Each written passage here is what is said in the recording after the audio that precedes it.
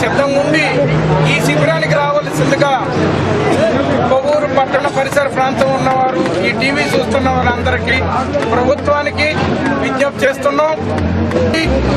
అదేవిధంగా పోలీసు వారు, ముఖ్యంగా భక్తులున్న పోలీసు వారు, ప్రభుత్వ అధికారులు రాకోకుండా ఈ టెంట్ దగ్గరికి రావద్దని కూడా విజ్ఞప్తిగా గుర్తు చేస్తున్నాం.